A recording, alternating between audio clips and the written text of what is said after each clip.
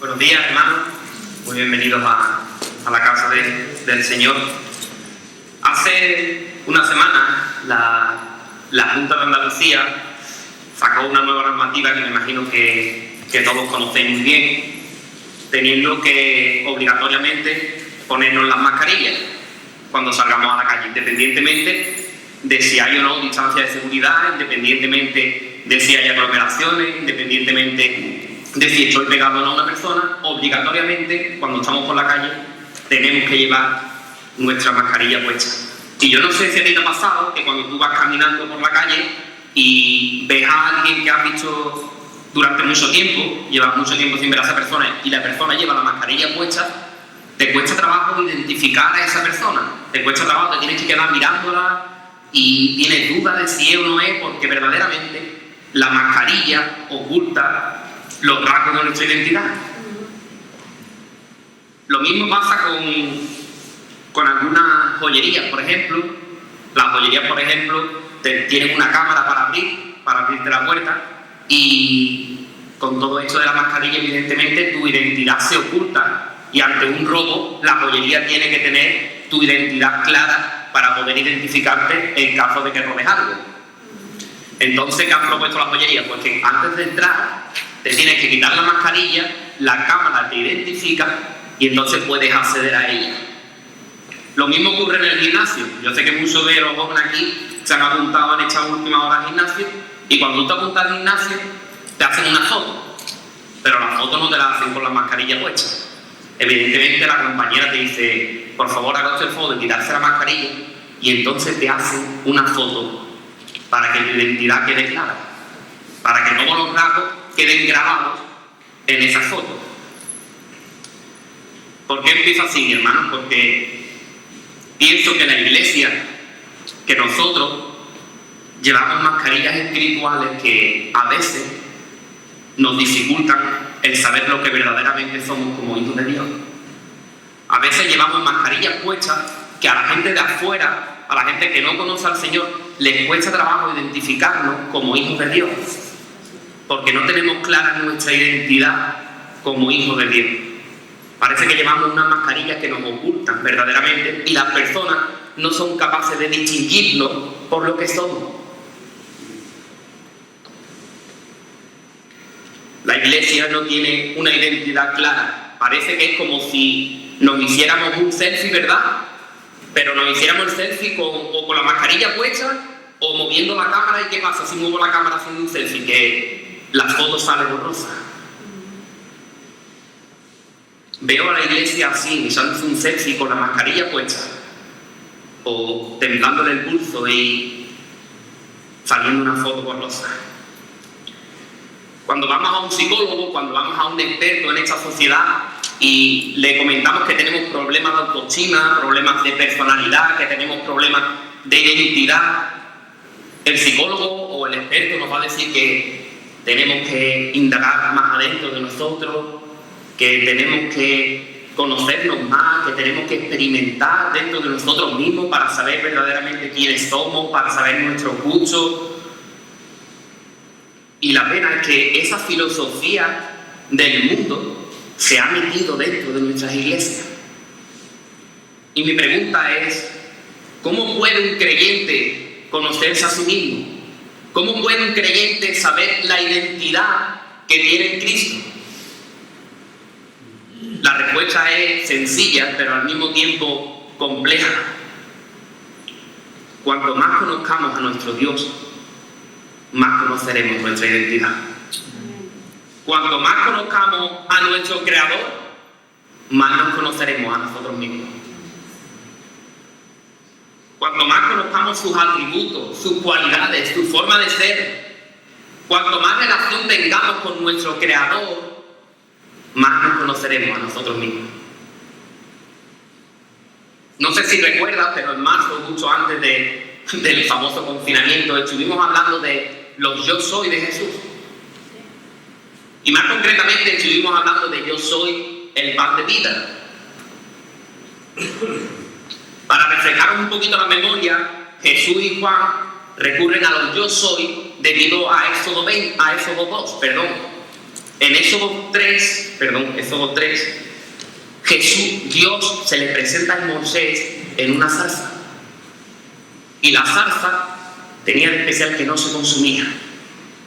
Y el Señor se presenta como yo soy el que soy. Explicamos también que la revelación que vemos en la Biblia es progresiva. Es decir, Dios no se presenta de la misma manera a Moisés que a Juan, el escritor del Evangelio, sino que de forma gradual Él se va presentando tal cual es. Entonces Jesús coge la frase de yo soy y en el Evangelio de Juan, en su momento terrenal, la amplía con estos 7 yo soy de Jesús. Hablamos acerca de que la revelación de Dios es progresiva, efectivamente. Dios se revela de forma gradual, llegando a su forma más clara en la encarnación de Dios, hombre. Jesús es la presentación de Dios mismo. No hay nada más claro, una revelación más clara de Dios que Dios mismo, que Dios hecho hombre, que Jesús encarnado. Cuando alguien decía en el pueblo judío la palabra y la frase yo soy, todo el pueblo judío automáticamente lo relacionaba con una divinidad, lo relacionaba con Dios mismo. Así que tenemos que tener claro que cuando Jesús emplea esta frase, yo soy, está queriendo decir, yo soy Dios. Jesús es Dios. Por lo tanto, el conocer los yo soy de Jesús nos ayudarán a conocernos mejor a nosotros mismos. Y en esta mañana, con la ayuda del Señor, vamos a trabajar uno de los yo soy más. Todos son maravillosos, ¿no? Pero este tiene un toque muy especial y es yo soy el buen pastor. Si el Señor es nuestro buen pastor, hermano, y hemos dicho que si conocemos mejor al Señor, nos vamos a conocer mejor a nosotros mismos. Si el Señor es nuestro buen pastor, yo te pregunto hoy, ¿tú qué eres? Si el Señor es tu buen pastor, ¿tú qué eres? Existe una canción que me gusta mucho de un cantautor que se llama Santiago Benavides, que dice lo siguiente: yo soy una oveja. Dios me hizo oveja. Y aunque el ego duela, Él me quiere hacer.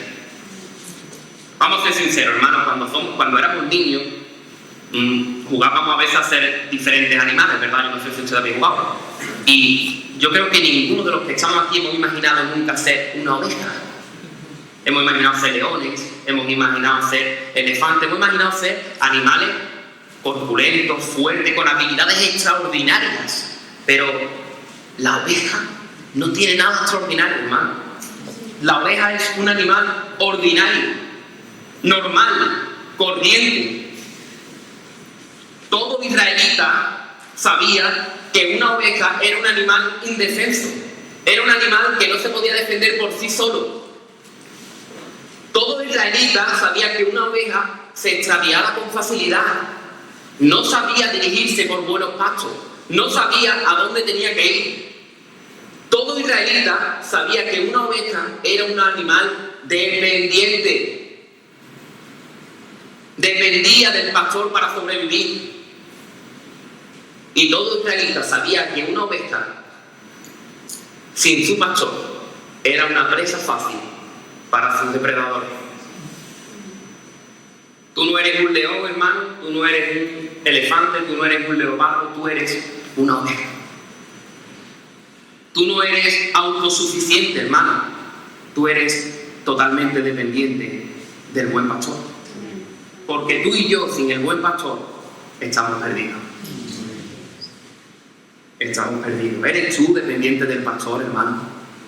¿Te consideras una persona dependiente del buen pastor?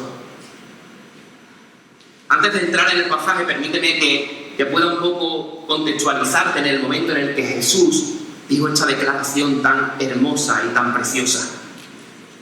Todo israelita conocía perfectamente los pasajes del Antiguo Testamento en los que los profetas profetizaron acerca de la acción de los malos pastores. Fíjate en este en especial, hay mucho, está Jeremías 23, Zacarías 11, pero nos vamos a centrar en este. Ezequiel 34 dice: vino a mí palabra del Señor diciendo: hijo de hombre, profetiza contra los pastores de Israel. Profetiza y di a los pastores: así ha dicho Jehová el Señor. Ay de los pastores de Israel que se apacientan a sí mismos. ¿No apacientan los pastores a los rebaños? Coméis la grosura y os vestís de lana, la engordada degolláis, mas no apacentáis a las ovejas. No fortalecéis los débiles, ni curasteis la enferma, ni volvisteis al redil a la descarriada, ni buscasteis la perdida, sino que os habéis enseñoreado de ellas con dureza y violencia, y andan errantes por falta de pastor, y son presa de todas las fieras del campo, y se han dispersado. Todo israelita sabía este versículo, todo israelita sabía esta porción de la Escritura donde el Señor ataca fuertemente a los líderes religiosos de Israel que no hacen su trabajo. Y en el momento de la historia de Jesús, ¿quién eran los líderes religiosos de la época? ¿Eran buenos pastores? ¿Eran malos pastores? ¿Se preocupaban por el interés de las ovejas? ¿O por el contrario, como dice Ezequiel 34, solo miraban por ellos mismos? Está claro que los fariseos de la época eran malos pastores. No eran pastores que estaban haciendo su trabajo. Y en este momento, teniendo el pasaje de Ezequiel 34 en mente, teniendo claro los líderes religiosos de la época, entonces sí estamos preparados para leer Juan 10, del 11 al 18.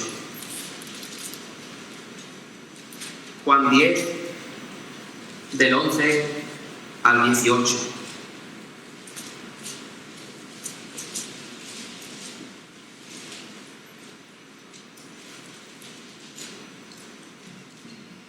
Juan capítulo 10, versículos del 11 al 18. Y dice así, la palabra del Señor dice: yo soy el buen pastor. El buen pastor da su vida por las ovejas, mas el asalariado y que no es el pastor, de quien no son propias las ovejas, ve venir al lobo y deja las ovejas y huye. Y el lobo arrebata las ovejas y las dispersa. Así que el asalariado huye porque es asalariado y no le importan las ovejas. Yo soy el buen pastor y conozco mis ovejas y las mías me conocen. Así como el Padre me conoce y yo conozco al Padre y pongo mi vida por las ovejas. También tengo otras ovejas que no son de este redil. Aquellas también debo traer y oirán mi voz, y habrá un rebaño y un pastor.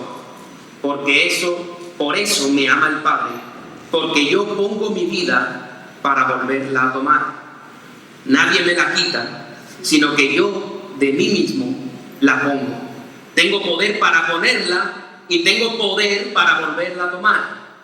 Este mandamiento recibí de mi Padre.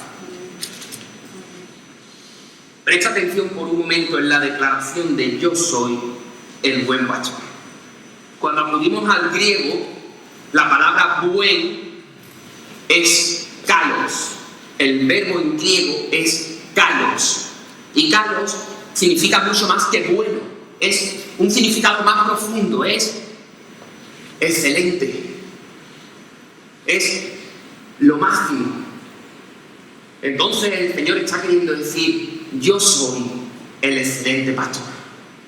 Porque hermano, tú y yo no tenemos un buen pastor, tú y yo tenemos el mejor pastor.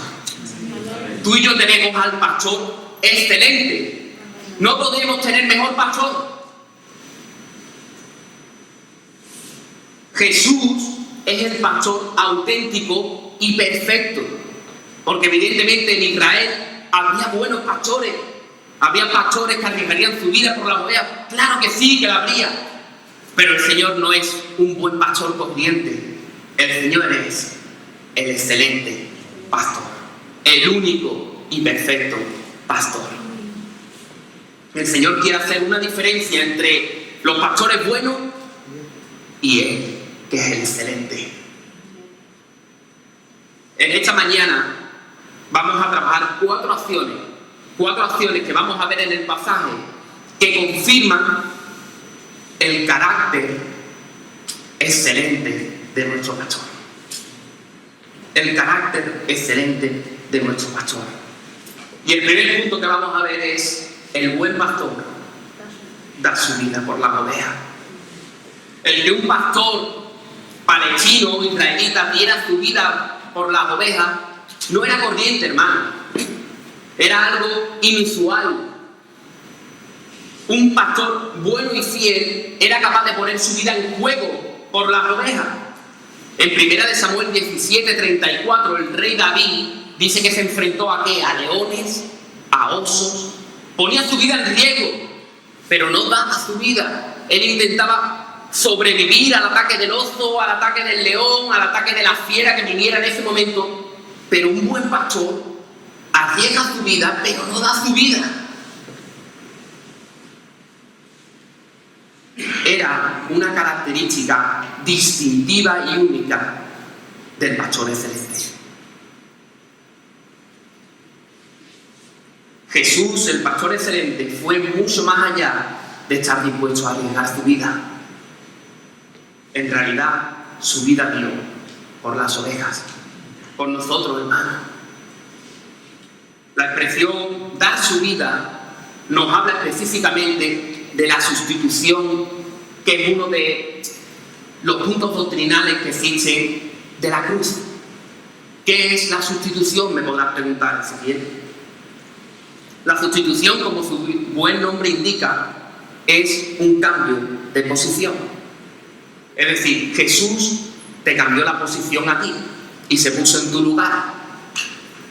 ¿Y qué es lo que le pasó a Jesús por ponerte en tu lugar, hermano? Pues cargó contigo el pecado que tú y yo teníamos.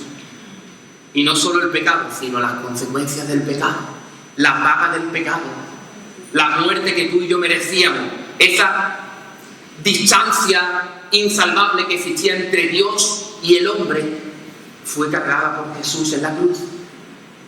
Padre, Padre, ¿por qué me has desamparado? Dijo Jesús en la cruz. Se distanció.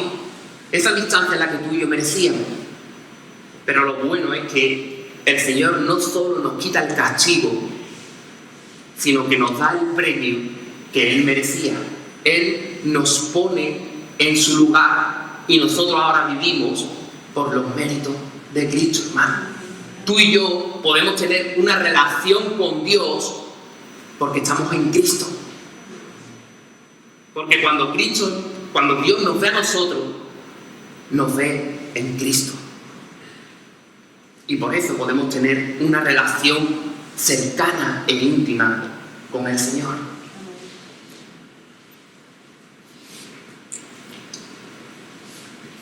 Es interesante porque cuando el pastor palestino moría descendiendo a sus ovejas, se consideraba un accidente, hermano.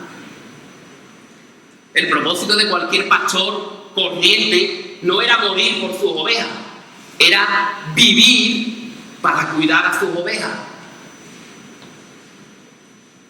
Sin embargo, Jesús había venido para morir por sus ovejas. Morir por ellas era su propósito. Además, la muerte del pastor palestino, fíjate, la muerte del pastor palestino significaba la perdición de su oveja. Tú imagínate, si el pastor que está defendiendo el rebaño le ataca un oso, le ataca una fiera, el pastor muere y las ovejas, ¿qué pasa? Se empiezan a dispersar, empiezan a desaparecer, empiezan a ser presas del pánico, las fieras ya empiezan a comerse a la oveja, pero sin embargo, la muerte del buen pastor significa vida para ti y para mí, hermano. La muerte del buen pastor no trajo bendición para su pueblo, sino que trajo bendición y vida para su pueblo. Gracias a la muerte muerte del buen pastor, tú y yo podemos tener comunión con Él. Gracias a la muerte del buen pastor, tú y yo podemos tener vida y vida en abundancia.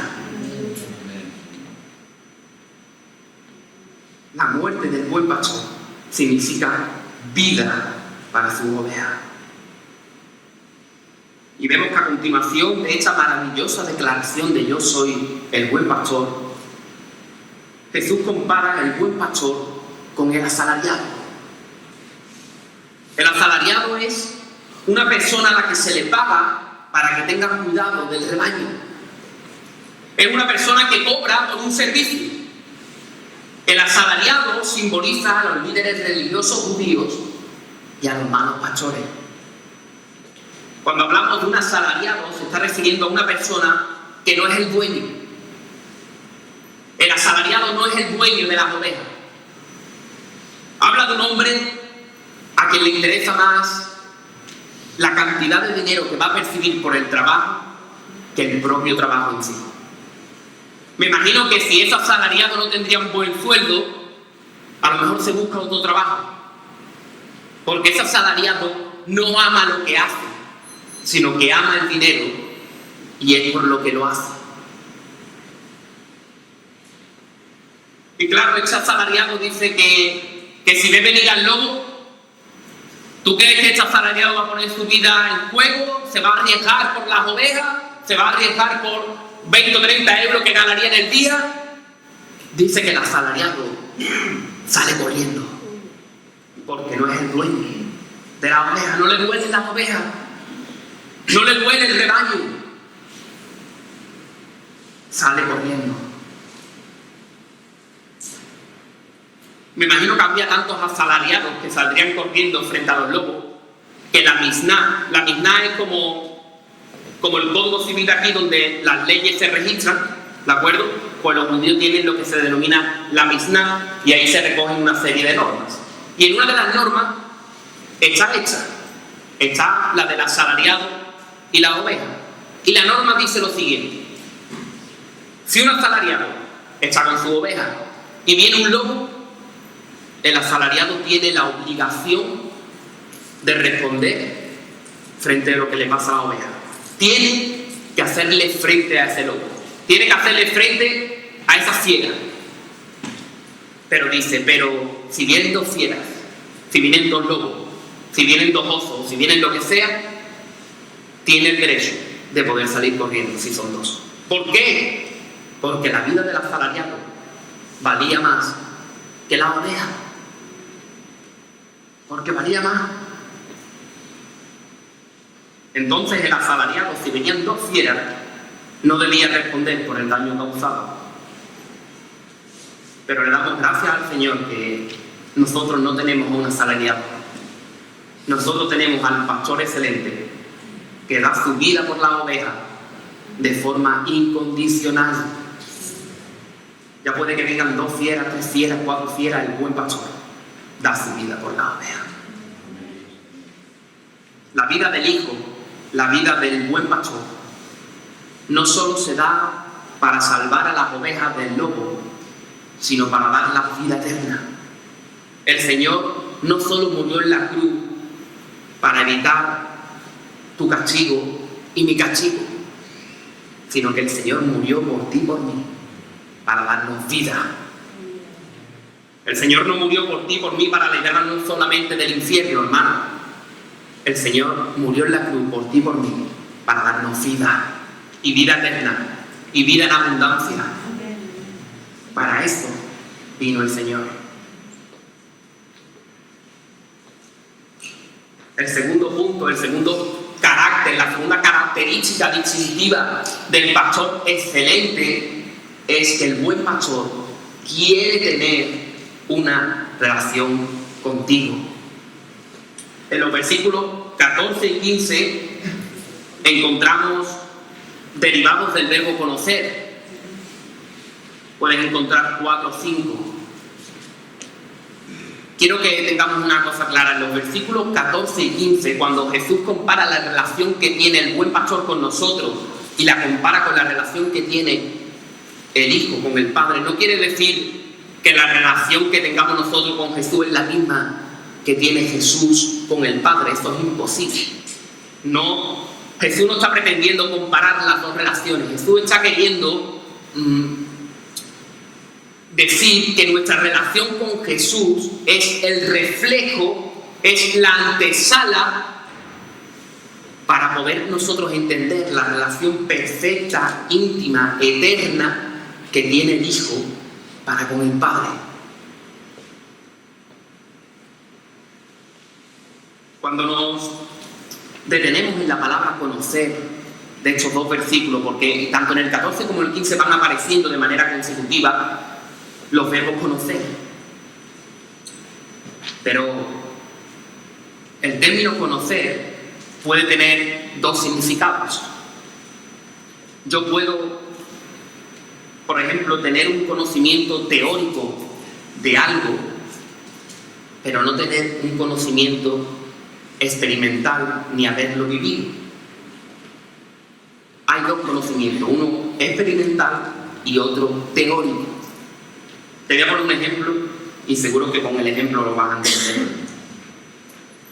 Por ejemplo, ahora puedo darte una definición teórica de lo que significa la sed, tener sed. Yo puedo darte una definición teórica de lo que es tener sed y nunca haber experimentado lo que es tener sed. Yo puedo explicarte con palabras técnicas lo que es tener sed y no haberlo vivido nunca. Y por el contrario, quiero que pienses en el momento en el que tuviste más sed. No sé si fue después de una jornada dura de trabajo, no sé si fue después de una larga caminata, no sé si fue después de jugar al fútbol, al pádel, no lo sé, pero piensa en ese momento. A lo mejor tú en ese momento no eres capaz de darme una definición teórica de lo que es tener sed, pero lo estás experimentando. Tienes el conocimiento práctico y experimental de lo que es tener sed. Pues cuando el Señor y Juan utilizan en el griego este verbo conocer, se está refiriendo a un conocimiento práctico, experimental.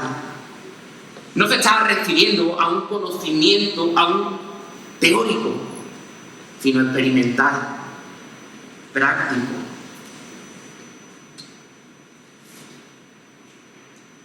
Sinceramente, hermanos, es una pena caer en el error de tener una relación teórica con el Señor y no tener una relación práctica y experimental con el Señor.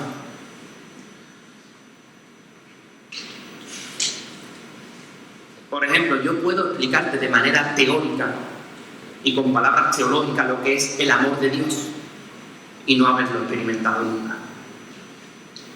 Es una pena, hermanos, pero a veces nos pasa a los cristianos que llevamos mucho tiempo, somos capaces de explicar la doctrina, somos capaces de explicar muchísimos términos de manera teórica, pero no lo hemos experimentado.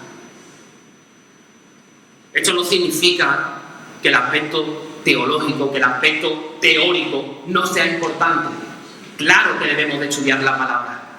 Claro que debemos saber los aspectos teológicos de la Escritura. Claro que sí. Pero lo fundamental, hermano, es la experiencia, es la relación que tú tengas con el Señor. En Juan, anteriormente, los fariseos dice que atacaron a un ciego de nacimiento y empezaron a pegarle palos. ¿Por qué no? Porque te hizo el milagro en el día de reposo, este hombre tiene que ser un embaucador, esto no lo hizo el Señor, y empiezan a darle caña y el ciego ya se queda, que no tiene argumento. El ciego ya no tiene argumento. Y tú sabes lo que le dice el ciego, dice: yo lo único que sé es que antes no veía y ahora veo, hermano. Amén. Experiencia práctica, hermano. El ciego había tenido una experiencia con Cristo. El ciego no sabía a lo mejor explicar lo que es el amor de Dios, no sabía explicar lo que es la sustitución, no sabía explicar lo que es la expiación, no sabía explicar nada, pero él había tenido una experiencia con el Señor. Él antes era ciego y ahora estaba viendo.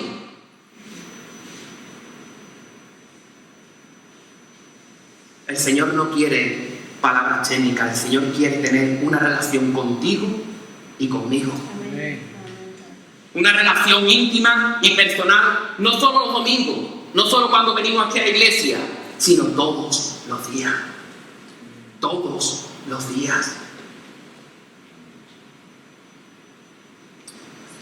Es una pena, hermano, definir lo que es el amor de Dios sin sentirse amado por Dios.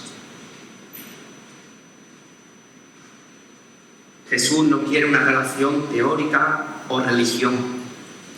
Él quiere tener una relación personal contigo que te traiga vida. Que tú puedas decir lo mismo que el ciego. Yo antes estaba muerto. Yo lo único que sé es que antes estaba muerto y ahora tengo vida. Porque a lo mejor llegarán argumentos de allá afuera que te bombardearán y habrá veces que te van a dejar sin palabras, sin argumentos. Pero tú lo único que sabes es que antes era ciego y ahora veo, hermano. Hemos visto antes que el Señor dio su vida por las ovejas. Y yo te pregunto, ¿por qué? ¿Por qué el buen pastor da su vida por las ovejas? Porque nos ama, hermano. Porque nos ama. Así que esa relación íntima y personal que quiere el Señor contigo está basada en el amor. Uno de mis autores preferidos, A.W. Tozer, en uno de sus libros, Los atributos de Dios, él dice del amor de Dios lo siguiente: así que cuando decimos Dios es amor, queremos decir que el amor de Dios es tal que permea, que invade toda su esencia y condiciona todo lo que Él hace. Nada de lo que Dios hace o hizo o hará es hecho separadamente del amor de Dios. No hay nada que Dios haga que no esté hecho con amor. Y tú me podrás decir en estos momentos, Ezequiel, pero si Dios nos ama y si Dios lo hace todo con amor, ¿por qué permite? Y pon tú la larga lista de cosas que tú estarás pensando e imaginando en este momento. Este ejemplo lo puse una vez con los jóvenes haciendo un taller, un discipulado por vídeo, y le puse el siguiente ejemplo. Imagínate que un niño de 2 años ve algo en el suelo y lo coge y se lo mete a la boca, y tú lo primero que le dices al niño es: niño, quita esto, caca, quita. O simplemente se lo quita de la mano. Tú no te pones a explicarle al niño: mira, no cojas esto del suelo porque en el suelo hay microbios, hay bacterias, y cuando tú lo coges, pues esto te lo llevas a la boca y se mete dentro y te puede causar infección. ¿Por qué no le explicamos nosotros eso al niño? Porque el niño no lo va a entender. Porque el niño con 2 años no tiene la capacidad de entender lo que tú y yo le queremos transmitir y el por qué no queremos que ese niño se meta a la boca algo del suelo. Entonces llegamos a la conclusión de que un niño de 2 años no tiene la capacidad ni la mentalidad suficiente para entender lo que entiende a lo mejor uno de 20, 30, 40, 50 años. Existe un abismo de capacidad mental, de entendimiento. ¿Cuánto más abismo? ¿Cuánta más distancia de capacidad mental, de intelecto, de inteligencia, de sabiduría hay entre tú y Dios? ¿Qué distancia inimaginable habrá de sabiduría entre tú, que eres un ser creado, insignificante, pequeño, torpe, que no sabe a veces muchísimas cosas, y Dios, el creador de todo? ¿Qué diferencia abismal hay? ¿Cómo tú y yo vamos a entender lo que Dios hace con nosotros? Es imposible, hermano. Es imposible que nosotros entendamos a Dios. Porque Dios es único. y su inteligencia sobrepasa todas las barreras. Incluso el Señor es tan bueno con nosotros que a lo largo de nuestra vida a veces nos va regalando explicaciones y cosas que a veces no entendíamos el por qué el Señor ha hecho con nuestras vidas, ahora sí las podemos entender. Cosas que antes nos parecían malas, ahora vemos y decimos: Señor, pues gracias porque hiciste esto, porque eso me sacó de esto, de lo otro, de aquello.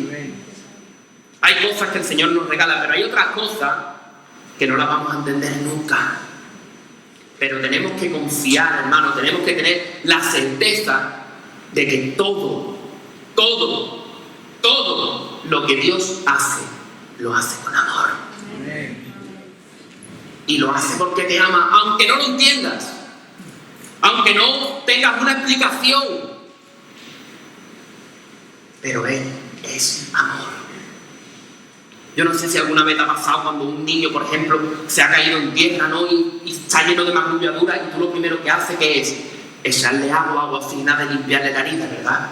¿Y qué es lo que hace el niño? Quiere quitar el brazo, empieza a jalear, empieza a llorar, que no. ¿Y tú qué haces? ¿Le quitas el brazo? Se lo dejas, ¿verdad? ¿Por qué? Porque tú sabes que aunque lo está pasando mal, es lo bueno para él.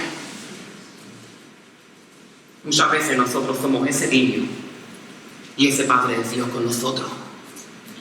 A veces estamos llorando: Señor, que me duele, Señor, quítame el brazo, Señor, que no puedo más, Señor, que me está doliendo mucho. Y el Señor dice: aguanta, que es bueno para ti. Que aunque tú no lo entiendas, es bueno para ti. Que se te va a infectar la herida. El Señor es bueno, hermano. El Señor es muy bueno.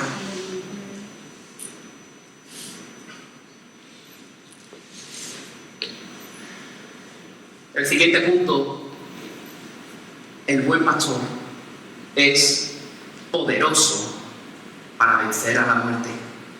Dice que Él da su vida y la vuelve a tomar.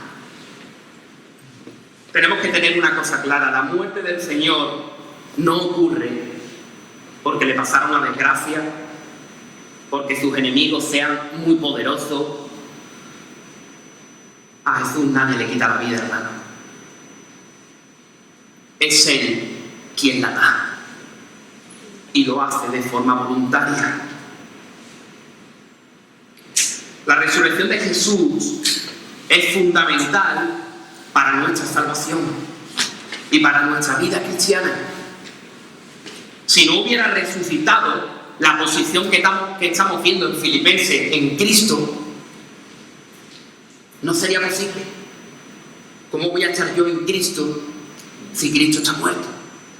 Si no resucitaría. Si no hubiese resucitado Cristo, la posición en Cristo sería imposible. Porque yo no puedo estar en alguien que no tiene vida. Si Cristo no hubiese resucitado, yo no tendría ningún abogado delante del Padre. Yo no tendría ningún intercesor delante del Padre. Mira lo que dice Pablo acerca de la resurrección. Y si Cristo no resucitó, vuestra fe es vana. Aún estáis en vuestros pecados. Primera de Corintios 15, 17. La fe en un Cristo muerto sería una fe muerta. Menos mal, hermanos, que la muerte de nuestro Señor Jesucristo no fue una derrota, sino una victoria. Una victoria. ¿Por qué? Porque esa muerte en la cruz del Calvario va unida a una resurrección. Para Jesús, la muerte no fue el final, sino un hecho transitorio, momentáneo. Es decir, la muerte no fue un acontecimiento definitivo para Jesús, sino que Jesús venció la muerte.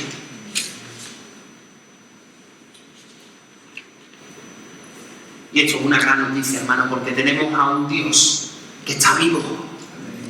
Nosotros no oramos, nosotros no adoramos, nosotros no alabamos a un Dios muerto. Nosotros alabamos a un Dios vivo, a un Dios que vive y que reina. Y lo mejor de todo es que para los que somos sus hijos, tenemos la esperanza de que como Jesús fue levantado de los muertos, algún día, hermano, algún día, tú y yo también seremos levantados de los muertos. Y reinaremos y viviremos con Él y para Él en un cielo y una tierra nueva. Yo estaba preparando esta parte, esta porción, y yo me deleitaba y decía: Señor, la muerte para mí es temporal. La muerte es simplemente un paso de esta vida a la otra.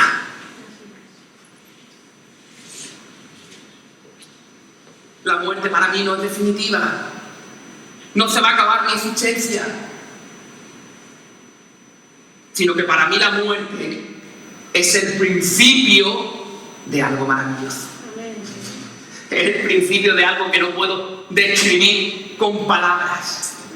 Es el principio de ver cara a cara al Creador, de estar en su presencia como nunca antes lo hemos estado, de gozarnos como nunca antes nos hemos gozado.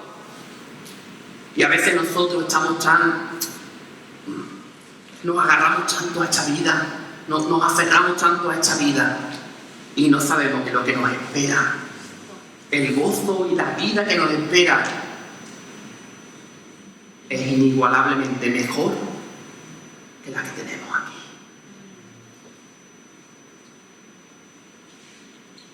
Esa misma mentalidad es la que tenía Pablo, y lo vimos el otro día, cuando dijo: para mí el vivir es Cristo. Si yo hoy estoy vivo, es para Cristo y por Cristo. Pero ojo, si muero, es ganancia para mí. Para mí el vivir es Cristo. Si yo estoy aquí hoy, es para Cristo. Pero si yo muero, es ganancia. Es ganancia. Que nadie, hermano, que nadie nos haga dudar de quién hemos confiado. Porque Dios no es hijo de hombre para que mienta. Además, el último punto de esta predicación que vamos a ver ahora nos dará aliento para seguir confiando en Él. Y el último punto es: el buen pastor siempre estará con nosotros. Y para ello nos vamos a ir no podíamos tocar el buen pastor, ¿verdad?, sin tocar el famoso Salmo 23, al menos de pasada, muy rápidamente. El Salmo 23, solo vamos a tocar el primer versículo. Dice: el Señor es mi pastor, nada me faltará. Es una pena, hermano, que cada vez que leemos este versículo, el Señor es mi pastor y nada me faltará, vamos a dividir este versículo en dos partes: el Señor es mi pastor y nada me faltará. Cuando lo leemos, parece que nos olvidamos de la primera parte, el Señor es mi pastor, y nos centramos simplemente en nada me faltará. Y pensamos en que no me va a faltar una casa, no me va a faltar un coche, no me va a faltar un trabajo, no me va a faltar la estabilidad económica, no me va a faltar el bienestar, no me va a faltar la felicidad, no me va a faltar... Ponle nombre.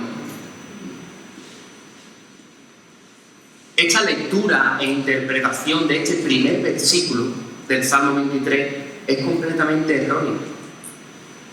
Y os voy a dar dos razones por las que es errónea. La primera de ellas es que el Salmo 23, ¿quién lo escribe? ¿Quién escribe el Salmo 23? El rey David. Y si estudiáramos de manera de vista de águila la vida de David, nos daremos cuenta que a David hubo momentos en su vida en que le faltaron muchas cosas. En la vida de David hubo momentos en que pasó hambre y se tuvo que comer los panes de la proposición. Pasó hambre. Hubo otro momento en una batalla en el que tuvo, dice, una sed. Y cuando dice que le trajeron a David agua, o acordáis del pasaje, dice que él no bebería hasta que su ejército no bebiera agua. Él pasó sed también. Pasó persecución David, hermano. Saúl quiso matar a David. Y no solo con esto, después su hijo Absalón también se rebela contra él y es perseguido. O sea que el nada me faltará del rey David no se podría referir a esto, porque él pasó momentos en su vida de necesidad. Incluso el nada me faltará no lo podríamos decir a la salud, porque David, si todos sabéis, cometió un pecado muy grave de adulterio y su hijo falleció.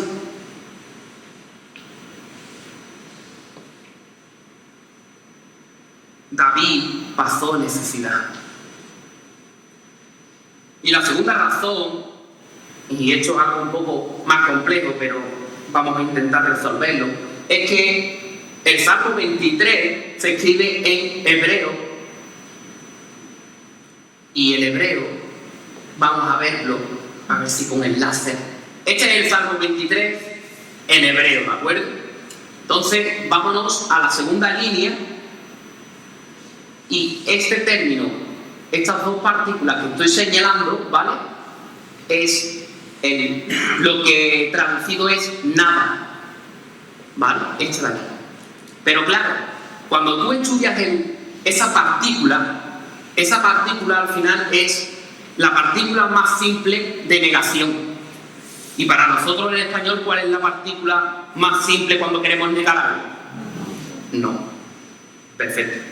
Estudiando un poco más, me di cuenta que en Éxodo 20, cuando estudiamos los 10 mandamientos, no cometerás adulterio, no mentirás, no robarás, todo donde pone no, en hebreo, es esta partícula. Esta partícula es la que se utiliza en Éxodo 20 con los 10 mandamientos. No, no, no, no, no. Vamos a intentar leer el Salmo 23, versículo 1, con el no. El Señor es mi pastor, no me faltará. ¿Te ha cambiado el esquema que verdaderamente quería decir el rey David? No es que nada me falte, no es que ninguna cosa material me vaya a faltar en la vida. Significa que pese a que me falte algo en la vida, el Señor nunca me va a faltar.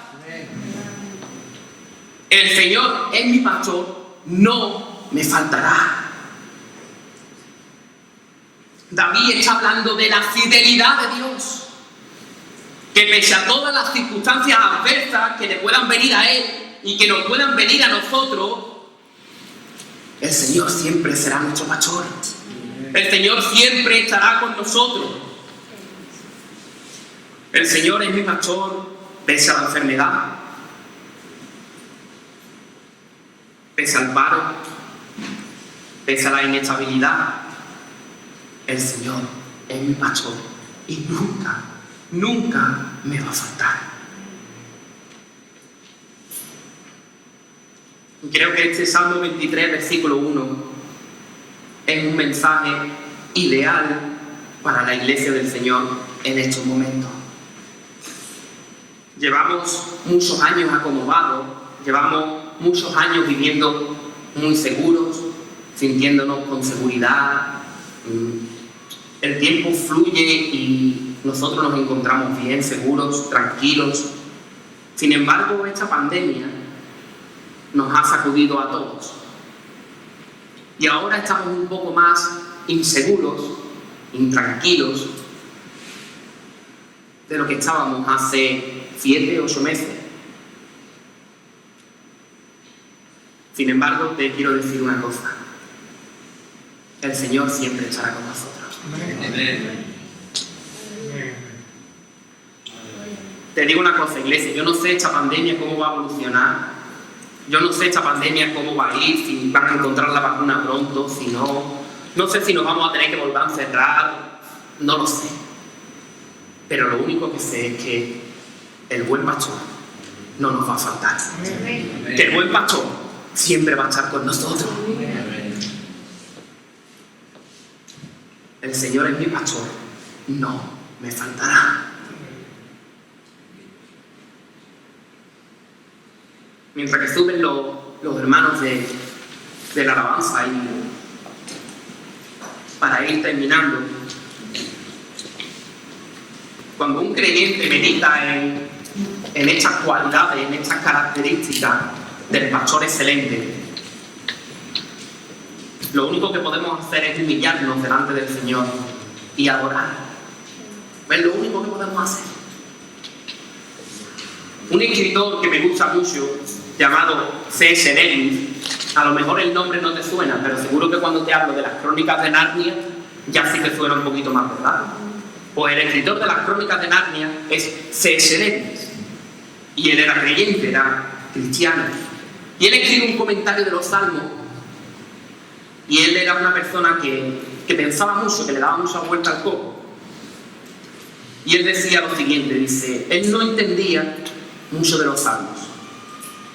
En particular con aquellos en los cuales Dios mismo llama a las personas para que lo alaben. Lewis no entendía por qué Dios exigía y pedía que el hombre lo alabara. Él decía, nosotros despreciamos al hombre que exige la adoración y la reafirmación continua de su propia virtud, inteligencia o encanto. Es decir, a nosotros nos da coraje que un hombre se vanaglorie y que nos pida que lo adoremos, ¿verdad? Que nos pida que lo reconozcamos por algo. A nosotros nos da coraje. Entonces Lewis no entendía por qué Dios hacía lo mismo para con nosotros. Él dice, casi pareciera que Dios estuviera diciendo, lo que más deseo es que me digan que soy bueno y grande.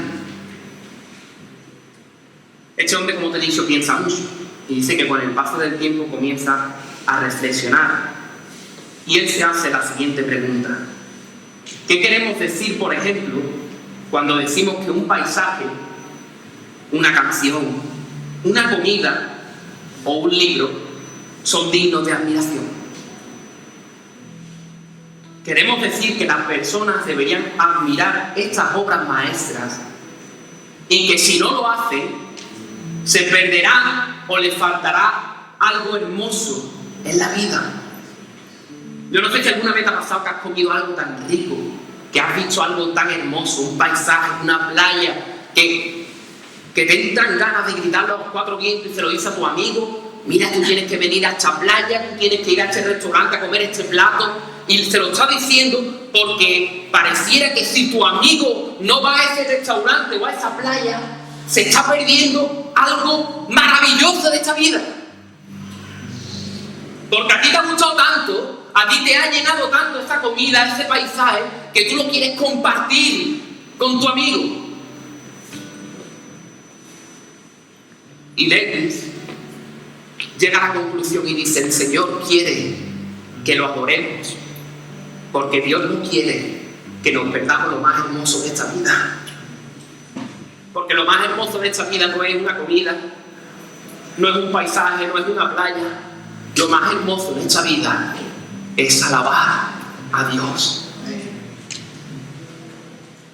El Señor nos está pidiendo que lo adores porque Él quiere que tú lo adores, porque Dios sabe que si tú lo adoras es lo mejor que tú puedes hacer en esta vida. Y que si tú no adoras a Dios en esta vida, pareciera que tu vida no tiene sentido. El Señor no necesita tu adoración, hermano. Él tiene a ángeles, a arcángeles, a querubines. Él tiene un ejército que lo adora continuamente. Él tiene a la propia Trinidad, Padre, Hijo y Espíritu Santo, que se van adorando el uno al otro, se van diciendo cosas, se van. Y seguro que son mejores que tú y que yo. El Señor no necesita que lo adores, pero el Señor se goza cuando su pueblo lo adora. El Señor se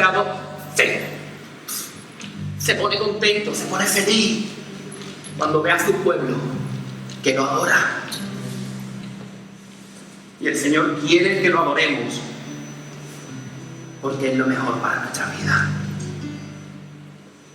En esta mañana, mientras que el grupo de alabanza toca una canción, me gustaría hacerte un llamado, me gustaría darte un toque de atención a que te despiertes, iglesia, a que te levantes del letargo, del sueño en el que vives. El creyente, para despertar, ¿sabéis lo que siempre ha hecho? Levantarse. Siempre cuando hacemos un llamado en la iglesia, bueno, que se levante la gente del llamado. Yo creo que para que la iglesia despierte, la iglesia no se tiene que levantar. La iglesia se tiene que arrodillar. A lo mejor no hacerlo físicamente, pero de corazón. La iglesia no necesita levantarse, la iglesia necesita arrodillarse. La iglesia no necesita levantarse, la iglesia necesita humillarse más. La iglesia no necesita leones, la iglesia necesita ovejas.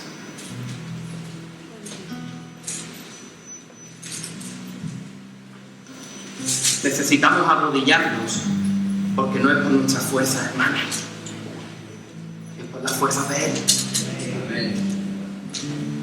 Así que mientras suena esta canción, hermano, siéntete en libertad de permanecer sentado, levántate, arrodíllate, pero humíllate y ríndete ante el Señor. Y reconoce que Él es tu buen pastor y que tú eres su oveja.